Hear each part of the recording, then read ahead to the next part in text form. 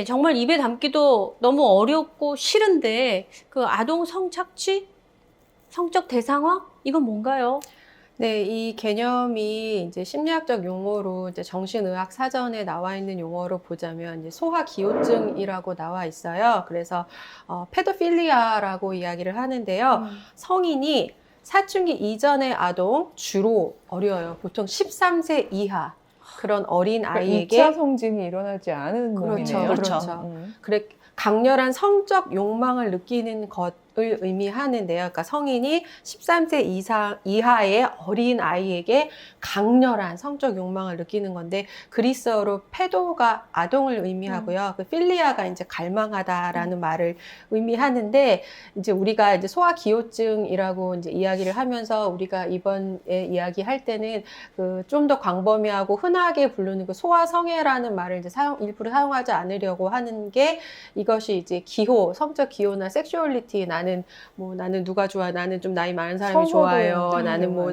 살집이 있는 사람이 좋아요, 이런 기호의 문제가 아니기 때문에 소아성애라는 말을 좀 피해서 써보려고 하는 것이고요. 또 그리고도 애매한 것이 남아있는 것이, 아동을 대상으로 성범죄를 저지른 그 사람들이 모두 소아기호증이 있는 건 아니에요. 아동에 끌리기 때문에 아동의 범죄를 짓는 건 아니라는 거가 첫 번째. 그 다음에 소아기호증 현상을 보이는 사람이 모두 그걸 실행에 옮겨서 범죄를 저지르는 것도 아니라는 요것을 조금 설명을 하고 싶고요. 그렇기 때문에 나는 어린 사람에게 끌린다, 난 어린 사람에게 강렬한 성적 욕망을 느낀다라고 성적 취향에 대해서 우리가 말할 수 없는 것이고, 이건 당연히 범죄이고 허용되지 않는 변태적인 성적 욕망이기 때문에 우리가 그런 용어들을 좀 신중히 사용하는 것이 좋다고 생각해요.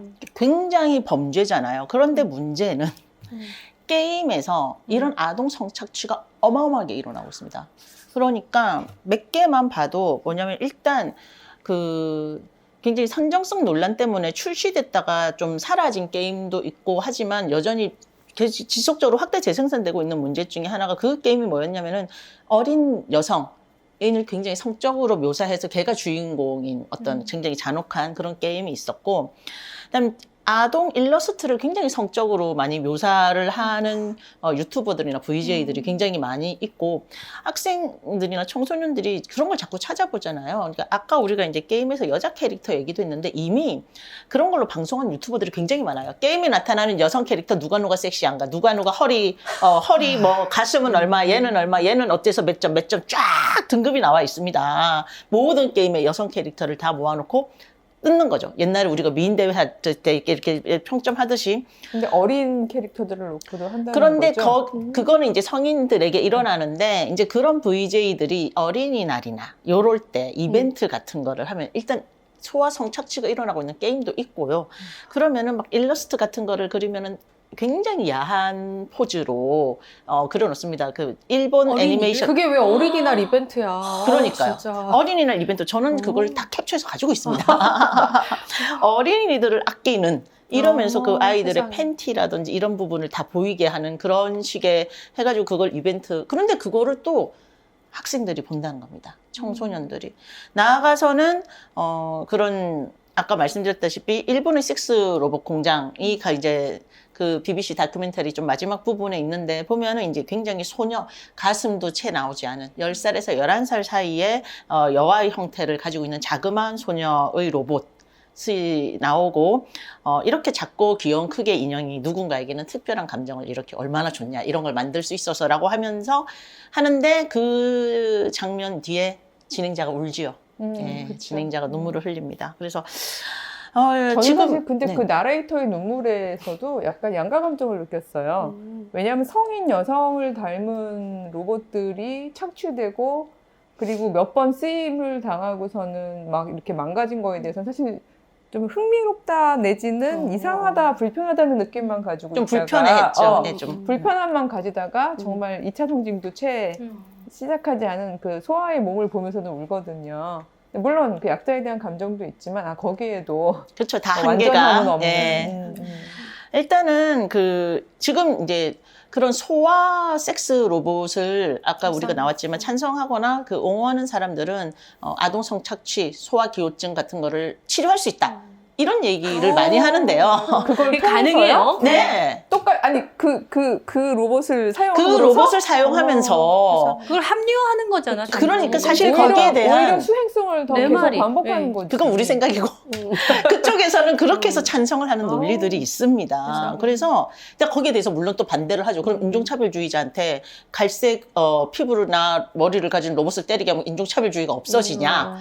근데 사실 이게 그 과학이라는 게 항상 정반대의 입장이 공존하는데 어쨌든 그런 입장도 그 찬성 논리에 존재하더라. 근데 이게 나는 오히려 과학적으로 이거는 그 반대할 수 있다고 생각하는 게 예를 들어서 그러니까 무슨 어떤 행동이 그 사람의 건강에 해를 입히기 때문에 보통 의사들이 처방하는 거는 그거를 계속 다른 방식으로 합시다가 아니라 그걸 자기가 컨트롤하고 억제할 수 있는 방식으로 치료를 하잖아요.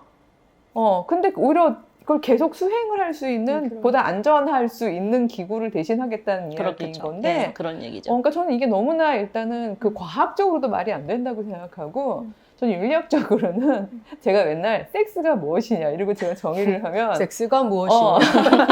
그럼 다들 청년들이 그래요. 이 성적 욕망을 떨어뜨리는 가장 그 차가운 정의다라고 저한테 맨날 얘기를 하는데 그러니까 제가 그 정의한 그러니까 여기서 그냥 일반적인 인간의 성이라는 그 섹스 말고요. 성관계 할 때 좁혀서 얘기하는 그 섹스를 전 이렇게 정의합니다.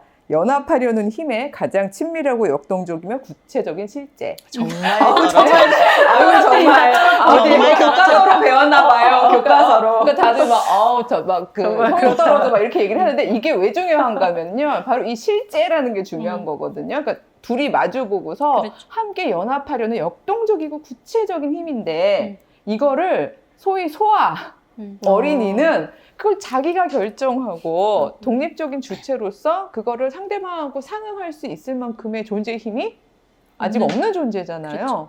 예, 근데 이런 존재를 향해서 이건 나의 기호야. 난 이거 내가 고칠 수가 없는 증상이야. 라고 얘기할 수 있는 근거는 전 전혀 없다고 생각해요. 그래서 이제 그렇게 아동을 성적으로 대상화하는 왜 그럴까? 어떤 사람은 도대체 왜 그러는 걸까에 대해서 이제 여러 가지 분석이 있긴 하지만 공통적인 결론은 자기의 억압된 욕망을 자기보다 약하고 어린 대상에게 분출한다는 것이 공통적인 결론이에요. 그래서 자기가 나약하고 자기가 무능하니까 나보다 약한 존재를 통해서 나의 힘을 확인하고자 하는 욕구. 그래서 개인의 굉장히 왜곡되고 도착적인 성욕이 타인인데 나보다 작고 약한 아동에게 엄청난 상처를 주는 방법으로 표출이 된다면 아까 하신 말처럼 이거는 뭐 정신의학적인 분석, 심리상담적 분석 이런 것의 도움보다는 법적 제재가 먼저 필요한 일이 아닌가라고 생각합니다. 네.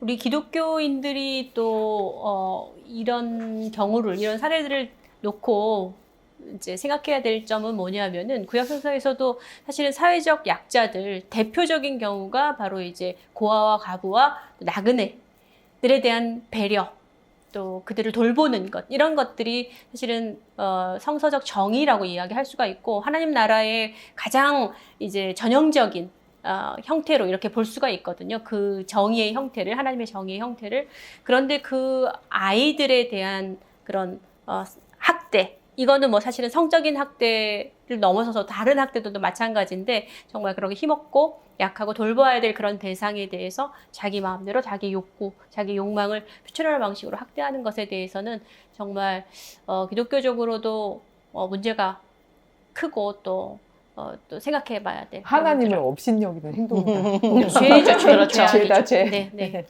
자, 지금까지 우리가 여러 얘기들을 나눴는데요. 다음 시간이 마지막 시간입니다. 다음 시간에는 이 모든 것들을 좀 더 종합하고 분석하면서 우리를 둘러싼 모든 것들에 대해서 다시 한번 살펴보는 시간을 가지도록 하겠습니다. 구독, 좋아요 눌러주세요.